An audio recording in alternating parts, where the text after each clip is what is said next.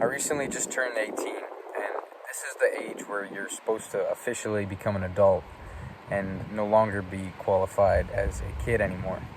And this past week, where I've actually been 18, has given me a lot of time to reflect on things that I wish I knew when I was growing up, and things I've learned throughout these past few years where I felt I've really matured and really I've really seen a lot of self-growth in areas of my life that I hadn't seen before, and areas that I believe I've matured the most in. So this is 18 life lessons that I want to share with any young person who's out there who is trying to find their way in life and trying to learn something and live a life that's not regular compared to everyone else. So lesson number 1 is find your purpose. And I know a lot of people say this, and the advice is really repetitive, and it's you need to find something that's going to drive you every single day and something that you're going to be focused on. And now when people say purpose, I think they kind of misconceive it to be like the one thing that you're always doing, and it's like attached to you for your whole life. And I don't think of it like that. I think your purpose is whatever you need to be focused on the time in your life at whatever time you're in. So maybe your purpose right now is to go to school and to learn, is to graduate high school, and maybe you're not ready to get into the next level of your purpose. That's another thing that I feel like a lot of people miss when they talk about purpose, is there's levels. You're never going to have one purpose that you're going to do for your entire life. It's just like how your personality constantly changes. Your purpose is also going to change with it. So whatever you need to work on right now in your life, and whatever phase you are in, whatever you need to get done right now, focus on that.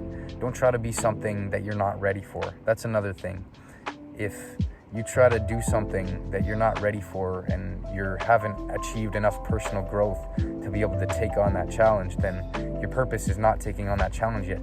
It's growing to get to where you need to get to in order to get there. I know I've been all over the place with this one, but your purpose is always going to change, and it's always going to be an ever-evolving idea in your mind that's never going to look the same from day to day. Now, lesson number 2 goes right hand in hand in this, and it's learn to appreciate silence. Now, in order to find your purpose and actually contemplate what you need to be doing to best suit your life at the moment, you got to be okay with just sitting in silence. So if you're struggling to know what your purpose is right now, just go sit in your room, turn the lights off, turn your phone off, no stimulation at all, and just maybe sit down or lay on the ground and just close your eyes. Don't try and sleep. Just think. And just be okay with learning how it feels to be comfortable in your own mind. This is basically what meditation is. It's just focusing on being in the present moment, and you have to be in silence to be able to do this a lot of the times. You can't always have stimulation coming from your phone or music or whatever it is. You can't be around other people all the time either. You need time to reflect and learn about different things, and just allow time in your life process what's been happening, and that is one of the most peaceful experiences that you'll be able to have. Number 3 is delete social media. So many teenagers nowadays, pretty much everyone, is on social media. Snapchat, TikTok, Instagram, not Facebook, but that's probably your parents. But there's so many ways to spend your time that are better than being on social media. One, it's going to mess up your mental health so much, and it's just going to waste a bunch of time that you could be implementing in so many better areas. And number 2, you don't even like it that much. Like, a lot of people, when they're scrolling on Instagram, they're not even enjoying it. They're just sitting there, mouth breathing, just maybe you see something funny and you kind of like laugh at it a little bit, but then you just keep going. And for hours and hours, you're not even having that much fun. You're just wasting a whole bunch of time. And a lot of people give the excuse like, oh, it's how I talk to people. If you're on social media, you have a phone. And if you have a phone, you probably have a phone number. Give everyone that you need to your phone number. And if they don't text you back, and they only text you on social media, that's not your friend, and you don't need them in your life. Number 4 is one that a lot of people struggle with, and I personally struggled with myself. It's take responsibility for your actions. when you're a teenager, it can seem so easy to just kind of go with the flow and be so busy with school and involved in other things, but you have to start learning to take responsibility for your situation. You're pretty much an adult, and if you mess up on something that you're trying to succeed at, that's no one else's fault. You have to take responsibility for that. If you make a huge mistake, that's your responsibility, and it's your responsibility to fix it. If you have a falling out with a friend that you really need in your life, it's your responsibility to fix it. You have to learn to take responsibility and learn how to handle situations yourself, because once you're an adult and living on your own, that's your duty. No one else can do it for you. So you have to start learning that at a young age. Number 5 is seek forgiveness instead of asking for permission. I struggled with this a lot growing up. I always asked to do things like, oh, can I go to the park now, and can I do this or whatever, and even as you get a teenager, that old habit is always still there, and you always feel like you need someone else to tell you what you can and can't do. But when you become an adult, it's your responsibility to know which path you want to take in life. No one else can tell you what you need to do to find fulfillment and live a happy life. That's on you. So you need to be able to make your own decisions, and it's way easier to seek forgiveness for making a mistake than to ask for permission to do something. One example that I find is it's a lot harder to get someone to do something than to tell them to stop doing something that they shouldn't be doing, and to kind of bring it back a little bit. I know I kind of butchered that example, but it's like, say fitness, for example.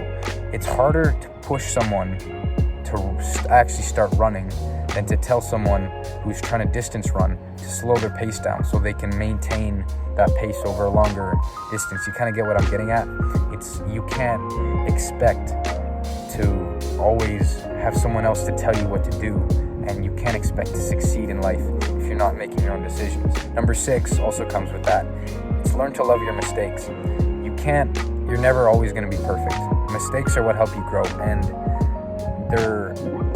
you should look to make mistakes. Not look to make mistakes, but you should be almost happy when you make a mistake and you learn something, especially when you are young, because the consequences of a big mistake, if you take a risk, and say you try and make a business when you're 15 and it just flops, you're not making any money, then that's okay. You don't have to pay a lot of bills or anything. You can give something else a try. Or if say you're in class and you have the teacher's asking a question and you blurt out the answer and it's completely wrong, well, who cares? You got the answer wrong. At least you tried. It's better than just sitting there and not trying anything and being, oh, well, if I fail, then everyone's going to look at me and I'm going to be a failure. No, it's the opposite. If you don't try, then you're going to be a failure. You have to be okay with making these mistakes and putting yourself in situations where you're going to be uncomfortable and feel that sense of failure, but it's going to help you learn, and it's going to help your overall progress in life. Number 7 is prepare for your future. Now, a lot of people who are teenagers, especially as they're getting closer to graduation age, they're so focused on enjoying the present moment. They're out partying every night and every weekend, and they're just doing stuff that is having a negative effect on their trajectory in life. You got to be able to put yourself on a path where you're going to be able to make progress and prepare for the life that you want to live. You can't expect to waste your teenage years just doing a bunch of stuff that's going to put your life at a worse position when you graduate high school or become an adult. You have to be constantly trying to improve your life. Now, I'm not saying that you can't be in the present moment or enjoy yourself once in a while. I'm saying that your life has to be on a positive trajectory. You can't expect to achieve your dreams and go where you want to go if your life is on a negative trajectory and you're not preparing for your future. Now, number 8 goes hand in hand with that one, and it's read. Read as much as you can. It doesn't matter what kind of books you're reading at this point. Well, it does, but just learn as much as you can. And I'm not saying go be stupid about what you learn, just go read one book and then toss it in, or read half of a book and go on to the next one. I'm saying there's so many people who have put their knowledge on anything that you want to achieve, how to achieve success, how to achieve genuine love, how to improve your relationships. They've put that knowledge into books, and you have to go out and find it and read it so that you're able to build the life that you want to live, because all that knowledge is there. You just have to go and find it. Number 9 is don't be afraid to outgrow your friends. Now, a lot of people, when they are teenagers, they're afraid of being kind of like known as the outcast in their school or their social circle or whatever. But the biggest thing that I've noticed, especially in high school, is people change so much. There is so much shifting of friend groups, and so many people change that it's like no one even really cares if you change. So don't be afraid to outgrow your old friends. A lot of people will part ways in high school, and that's okay. Your path is your path. You can't expect to always be on the same path as someone, because no one is on the same path that you are. You're going to be going different places in your lives, and you're going to have different goals and dreams. So you have to be okay with letting people go in life. And that doesn't mean don't be grateful for them, and it doesn't mean cut them off in a way that's going to mess up your whole, everything you work to build. But don't be afraid to leave people behind if it's what you need to do. Number 10 also goes hand in hand with that, and it's don't be in a relationship simply to be in a relationship. Now, I find a lot of people in high school, they think if they achieve a relationship with someone that their life is magically going to improve. But the thing you have to find, and the thing that I have always known and have always, from my parents, they taught me this at a very young age, is you can't be in a relationship if it's not genuine. Don't go and date someone just because you feel like you should date them. You're going to know right away if it's not the right person. And there is nothing wrong with being single for a long period of time, because I think that's honestly better. Because a relationship needs to be genuine. You can't just force your way into a relationship with someone that you're not going to be compatible with. And eventually it's going to end anyway, and it's going to be way better if you just focus on yourself and put the work in that you need to put in to be able to go where you want to go in life, instead of wasting your time on a relationship that's not even genuine. Now, number 11 is very close to that. It's don't sacrifice your morals and values. And if you're watching a video like this and you're all 13 minutes into this video, your parents and probably other people have instilled some morals that align with that of mine and a lot of other people on self-improvement. And don't ever sacrifice your morals just to fit in. A lot of people in high school will be afraid to be the one that's outcast and isn't really involved in a lot of the partying and doesn't get along with a whole lot of other people. But it's better to be the way that you are genuinely than to change yourself just to fit in, because you're not going to fit in with those people anyway. I'm not saying just give up on life and not try to improve your life, but I'm saying if you're a certain way, like if you're an introverted person, don't try and change your personality completely just to fit in with a bunch of extroverts. Kind of get what I'm getting at? You can't change the way you are just to fit in with people, because you never fit in with them to begin with. Number 12 is respect your teachers and mentors. There are so many people in your life who have taught you things, like your parents. Even if you hate your teachers, they're trying to teach you stuff, and you have to show respect for them. Every person on the planet can teach you something. They know there's some area in whatever it is that they know more than you. So you have to be respectful of them for that. And be respectful when they're trying to teach you something. It's so easy. Say your parents are going to lecture you for making a mistake or something. It's so easy just to tune them out and think you know best. But there are so many people who know more things than you about life. And you have to be okay with learning and seeing the knowledge that they have. And now, number 13 goes hand in hand with that, because it's don't let your exam results define you. Now, or also don't let school define you. There are a lot of people who, I've been there myself, get caught up in trying to get the best grades that they can, and they completely forget about everything else. An exam mark is only an exam mark. Yes, you need it to get into university, but an exam mark doesn't actually show how much you've learned. It shows how much you've been able to memorize in a certain amount of time given for that exam. If you you are actually passionate about a topic in school, say it's biology or chemistry, focus on learning the material, not just getting the best grade you can. Focus on learning it and put yourself in to that. Dive completely into it and learn as much as you can. And be okay. Like, I'm not saying go fail a bunch of classes and be like, oh, if you get a 50, oh, my exam results don't define me. No, that's not what I'm saying. I'm saying a number is just a number. What you know matters way more than the score that you get on your final exam. Number 14 is be grateful. There are a lot of teenagers that I find behave in ways that are detrimental to themselves and detrimental to their relationships with others. And it's very sad to see, especially if there's people around them who want to see them succeed, but they're just off the deep end and they don't have the humility to listen to what they're trying to say. And if you're watching a video like this, I can tell you're not like that. So I'm sure there's been people in your life who have impacted in a very positive way, and you should express gratitude to them. And I think the best way to do that is write them a gratitude letter. It doesn't have to be anything crazy, but just expressing a sincere amount of gratitude to them for all that they've done for you will change your relationship with them forever and bring you to a lot closer. Number 15 is one I've really struggled with, and it's learn to take criticism. As a teenager, it's so easy to think that, especially if you're trying to have success and you've had a fair amount of success in certain areas, that people who criticize you and are trying to help you grow aren't just there to tear you down. It's very hard to have the humility to actually listen to people who have sincere advice and actually start to try and implement the advice that they're trying to give you. A lot of people don't actually sincerely appreciate criticism that's given to them, and personally I've struggled with being okay with not being the best that I can be and learning that I'm not 100% where I want to be yet, and that there's always progress to make, and that people who are at a higher level than you are going to criticize you in a good way so that you can become better.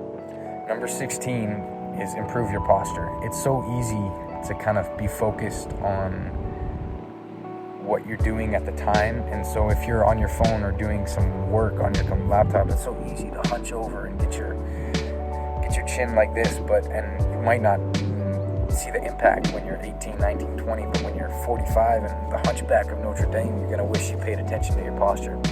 So always keep your chest up and keep your head up as well. And it's also not just the way you look, it's also the way you feel.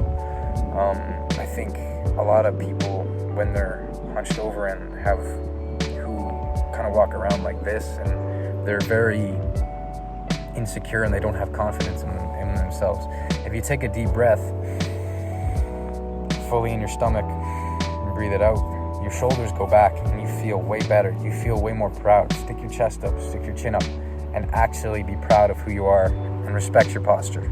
Number 17 is an interesting one, because a lot of people in the self-improvement space will be so focused on, oh, you have to build a business, oh, you have to do this, you have to be making this much money as a teenager at a certain time. But I think one of the biggest things that you can do as a teenager, and especially in school, is play sports and do activities. These are memories and opportunities that you might not have any other time in your life. And I know I said before, prepare for your future, but you also have to remember that you are a teenager, and there's only going to be so many opportunities in life where you get to play sports with your friends or be in the school band or do whatever it is you want to do. And a lot of these activities can, if you're really inspired by them, can go on to be your career. Like, I know myself, as if I was never involved in music at school, then I would not want to be a musician, and I would never have become as passionate about music as I am today. So play as many school sports and do as many activities as you are interested in. If you do not do them, you will regret not doing them.